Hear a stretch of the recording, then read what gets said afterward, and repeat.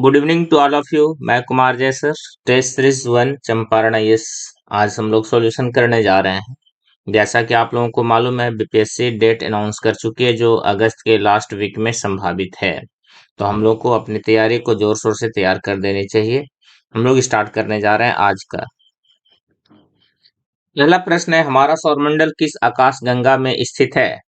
हम लोग बहुत पहले से पढ़ते आए हैं। इसका आंसर सी होगा, मंदाकिनी। हमारा जो सौरमंडल है वो मंदाकिनी में स्थित है। चलिए, मंदाकिनी का सबसे नजदीकी आकाशगंगा का नाम है एंड्रोमेडा, याद रखेंगे। और इसके बारे में हम लोग प्रोक्सिमा सेंचुरी देखें, यहाँ पे एक आया है। जैसे हम लोग रहते हैं अर्थ पे, हम लोग इसको अर्थ बना लें।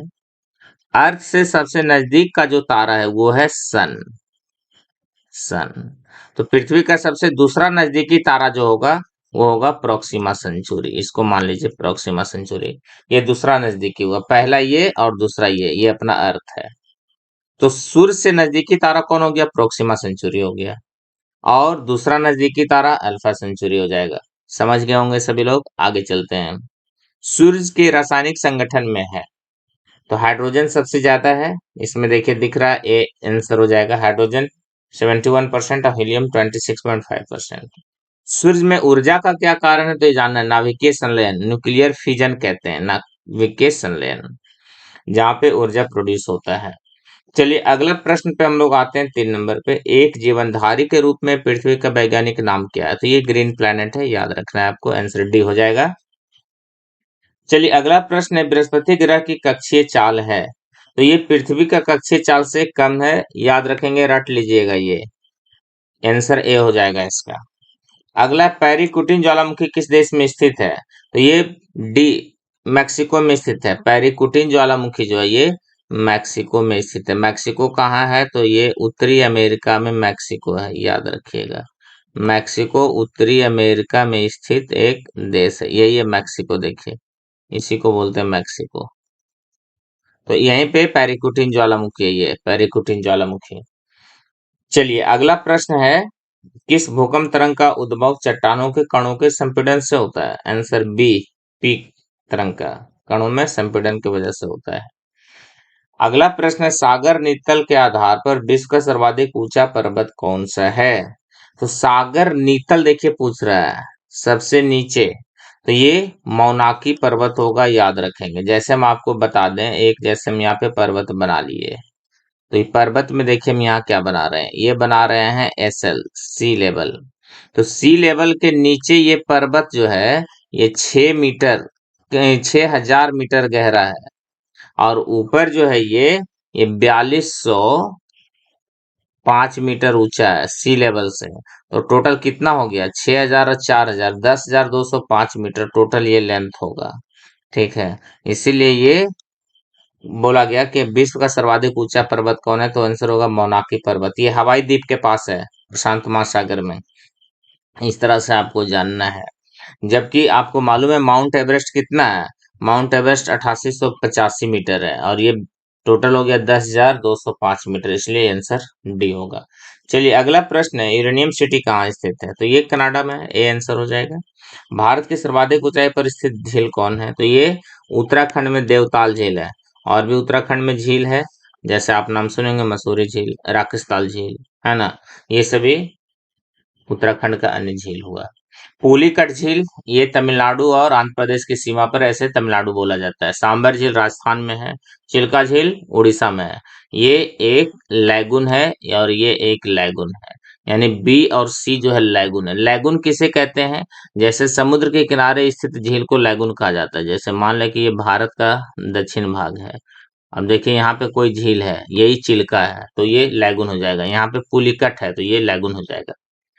अगला प्रश्न चलते हैं, मुख्यमंत्री कोसी मलबरी योजना बिहार के कितने जिले शामिल हैं?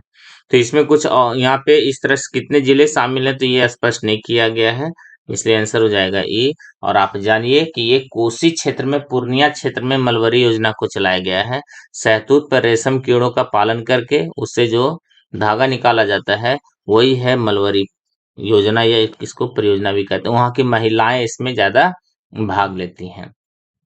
अगला है 11 नंबर प्रश्न में, कि प्राकृतिक गैस बिहार के कितने जिलों में पाया जाता है, तो इसका आंसर बी दीजिएगा डायरेक्ट। फायर क्ले खनिज बिहार के किस जिले में? फायर क्ले एक प्रकार का क्या है, मिट्टी है। क्ले का मतलब ही होता है मिट्टी, तो फायर क्ले खनिज से सिरामिक उद्योग लगाया जाता है। तो ये आंसर हो जाएगा 12 का डी, भागलपुर।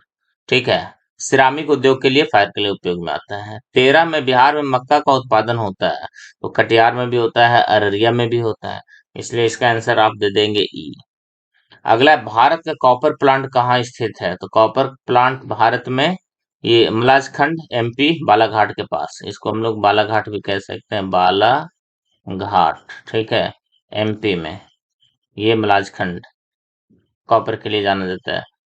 अगला है, दंडकारण्य प्रोजेक्ट छत्तीसगढ़ के किस जिले में है? जानते हैं दंडकारण्य, जहाँ पे बैलाडीला का खान है लौह अयस्क के लिए, बस्तर में है। अगला प्रश्न पे आते हैं हम लोग। बंगाल की खाड़ी में उष्णकटिबंधीय चक्रवातों की बारंबारता किस मौसम में सबसे अधिक होती है? तो ये होता है गर्मी जैसे खत्म होगा, जो बारिश आता है मानसून के आसपास, वही वाला पार्ट है। आंसर बी दीजिएगा, गर्मी के बाद। कालीकट, कोच्चि और वेरावल उदाहरण है। ये देखिए तट के किनारे है, कालीकट, कोच्चि और वेरावल, ये हो गया दोनों आपका केरल में, और वेरावल जो है ये गुजरात में है। ठीक है, और ये मत्स्य पालन नगर के लिए जाना जाता है, बी होगा ऑप्शन इसका। धान के लिए सर्वाधिक उपजाऊ भूमि कौन सी होती है? तो ये दोमट भी होगा और जलोढ़ भी होगा, लेकिन कोई एक पूछा जाएगा तो आंसर जलोढ़ ही देना है। ऐसे यहाँ पर दोनों मिट्टी है, लेकिन यहाँ पे ज्यादा अप्रोप्रिएट आंसर बी होगा ऑप्शन। चलिए 19 नंबर में आते हैं, डेल्टा के निर्माण में कौन सा सहायक नहीं है? नदी का विस्तृत बहाव, नदी का बहाकर लाई गई मिट्टी, कौन सहायक नहीं है? नदी का धीमा, ये सभी है। डी, तेज बहाव नहीं होगा, आंसर दीजिएगा डी। चलिए 19 के बाद हम लोग 20 पर आते हैं, भारत के किस राज्य में सबसे ज्यादा जूट का उत्पादन होता है? बहुत आसान क्वेश्चन, सी ऑप्शन, पश्चिम बंगाल। चलिए अगला आते हैं 21 नंबर प्रश्न पे। 21 कहता है, भारत सरकार कोविड 19 वैक्सीन हेतु कितना रुपया बजट में व्यवस्था की? बहुत इंपॉर्टेंट को, ये 35,000 करोड़। ये सब रटने वाला ऑप्शन बी दीजिएगा, सभी तेजी से सब रट लीजिएगा, और पर डे ये सब रिवीजन में रखिएगा, याद रहेगा आपको। चलिए 22 नंबर प्रश्न पे आते हैं, स्वच्छ भारत मिशन के लिए भारत सरकार कितने रुपए खर्च करने का प्रावधान रखा है? तो 1.4 लाख करोड़ रखा, ऑप्शन बी दीजिएगा। 23 नंबर पे आइए, 23 नंबर प्रश्न है, बजट 2021 में भारत सरकार 6 साल हेतु आत्मनिर्भर स्वास्थ्य योजना की शुरुआत की है, इसमें कितने रुपए की व्यवस्था की गई है? तो 23 का आंसर है ए, 64,180 करोड़। अब आपको लग रहा हो कि पुराना बजट क्यों पढ़ाया जा रहा है, तो याद रखिएगा पुराने बजट से भी क्वेश्चन आते हैं, इसलिए पुराना बजट का एक सीक्वेंस चलाया जा रहा है।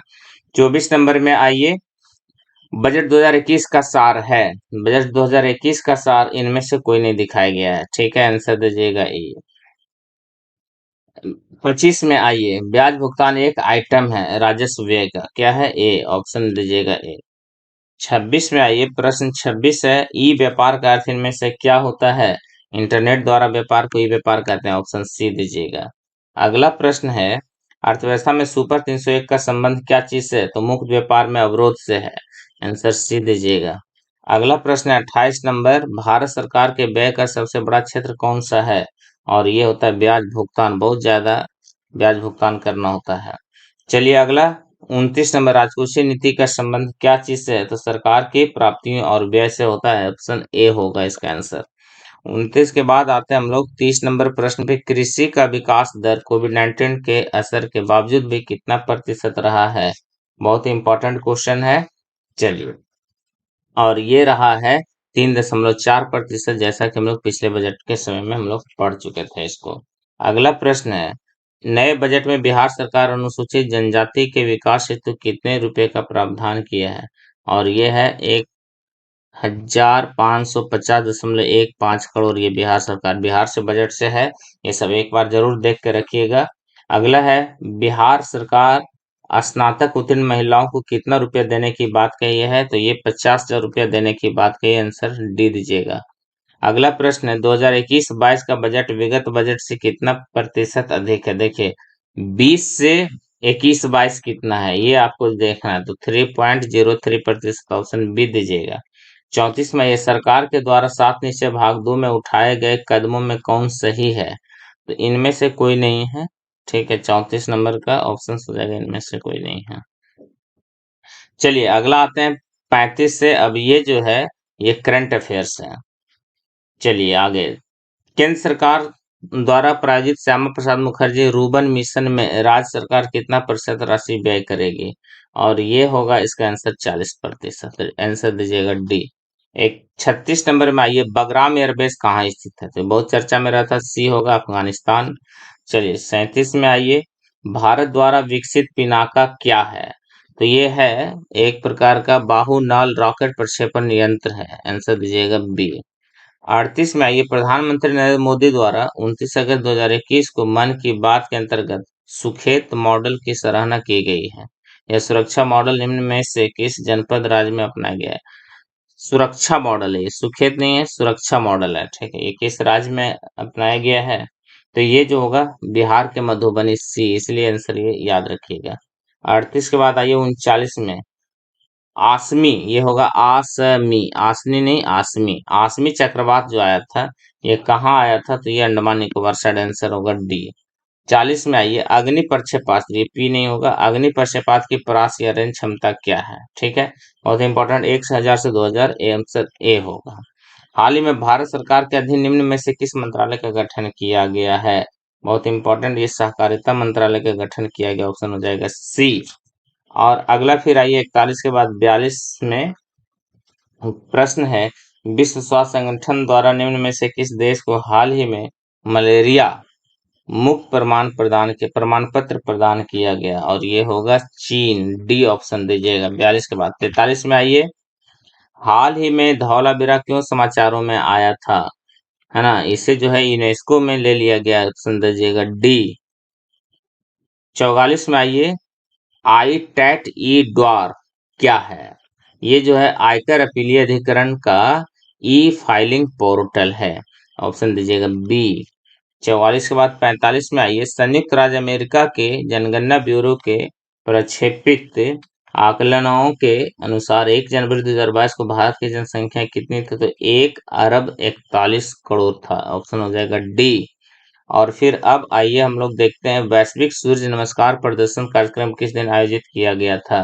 तो 46 का ये देंगे 14 जनवरी 2022 को। अब देखिए थोड़ा कुछ 22 का भी मिलने लगा है, क्योंकि बीपीएससी का जो भी लास्ट में एग्जाम हुआ था 8 मई को, उसमें ट्रेंड आप देखे थे करंट या बजट से पीछे से पूछ रहा था, इसलिए ऐसा किया गया है ये।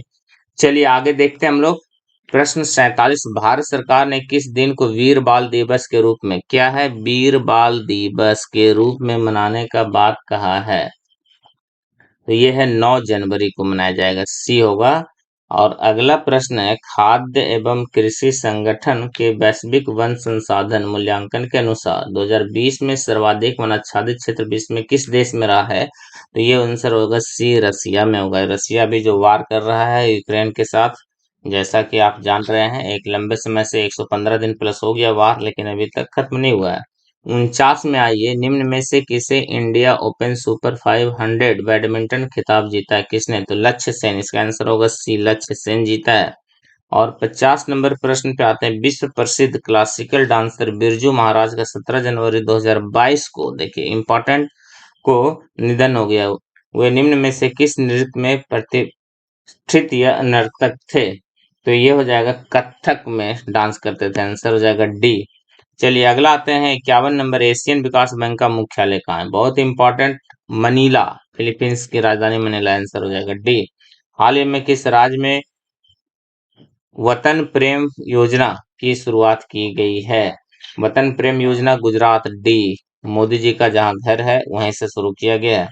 53 नंबर है, हाल ही में किस राज्य में नॉलेज इकोनॉमी मिशन योजना की शुरुआत की गई है? और ये है केरल, सी।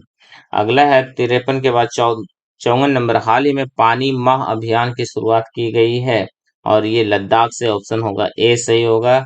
और 55 में आइए, हाल ही में किस मंत्रालय ने शून्य अभियान की शुरुआत की है? और ये होगा नीति आयोग, ऑप्शन डी दीजिएगा, नीति आयोग और रॉकी माउंटेन इंस्टीट्यूट के द्वारा किया गया है। चलिए अगला प्रश्न, किस बैंक ने मुंह बंद रखो अभियान की शुरुआत की है? और ये होगा हाँ, SBI bank, Punjab national bank, HDFC bank और सेंट्रल बैंक ऑफ इंडिया। तो आंसर देंगे सी, HDFC बैंक। और अगला प्रश्न है, पब्लिक सर्विस इथिक्स पुस्तक किसने लिखा है? बहुत इंपॉर्टेंट, प्रभात कुमार के द्वारा, बी ऑप्शन हो जाएगा। और 58 नंबर प्रश्न में, हाल ही में राष्ट्रपति रामनाथ कोविंद द्वारा किसे बैटन ऑफ ऑनर दिया गया है? तो ये बैटन ऑफ ऑनर के लिए किरण बेदी को चुना गया, ए। चलिए 58 के बाद 59 में आते हैं हम लोग प्रश्न, हाल ही में किस राज्य में फ्रेश फ्रूट केक आंदोलन चर्चा में रहा है? 59 नंबर, और ये रहा है महाराष्ट्र, सी। 60 में, हाल ही में एशियाई क्रिकेट परिषद के अध्यक्ष के रूप में किसे चुना गया है? 60 नंबर, और ये है जय शाह को चुना गया है, ए। विश्व का पहला पृथ्वी विज्ञान उपग्रह गुआंगमू किस देश ने लॉन्च किया है? देखिए बहुत इंपॉर्टेंट है ये। और 61 का आंसर दे देंगे चीन, डी। 62 का, संयुक्त राष्ट्र महासभा ने किस वर्ष को मोटे अनाज का अंतर्राष्ट्रीय वर्ष घोषित किया? 62 का आंसर दीजिएगा 2023 को। देखिए आगे से भी क्वेश्चन है, ईयर 2023 से भी क्वेश्चन लिया गया, 22 का भी है और 21 का भी है, 20 का भी संभावित कुछ क्वेश्चन लिया गया है इसमें, इसलिए बहुत इंपॉर्टेंट है। 63 नंबर पे आते हैं, एक भारत श्रेष्ठ भारत अभियान। देखिए बहुत अच्छा इंपॉर्टेंट है, के तहत बिहार को किस जिले से जोड़ा गया है? और ये है इसमें से बिहार को किस जिले से जोड़ा गया है? तो यहाँ पे जिला नहीं है, ठीक है, इसलिए इसका ऑप्शन ई ले लीजिएगा। और ये 63 के बाद आते हैं 64 में, अंतर्राष्ट्रीय खगोलीय संघ में शामिल होने वाले पहले भारतीय कौन बने हैं? तो दोरजे आंगचुक बनाया गया है, जो कि डी ऑप्शन होगा।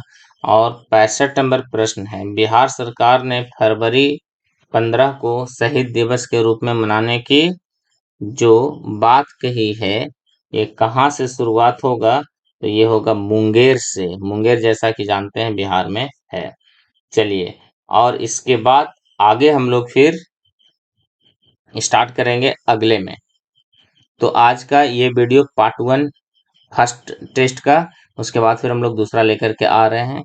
ओके, नमस्कार। जैसा कि आप लोग को बता दें, चंपारण आईएएस में मेंस का क्लास भी उपलब्ध है, जीएस मेंस, और ऑप्शनल्स के रूप में एलएसडब्ल्यू, ज्योग्राफी, एंथ्रो, हिस्ट्री, पीए, ये सभी स्टार्ट हो चुका है। आप बहुत जल्द से जल्द संपर्क कर सकते हैं। यदि आपको इच्छा है कि हम लोग क्लास करें तो आप कर सकते हैं, कॉल भी हमें कर सकते हैं 9128132320। कुमार जय, कुमार जय। Okay, good night.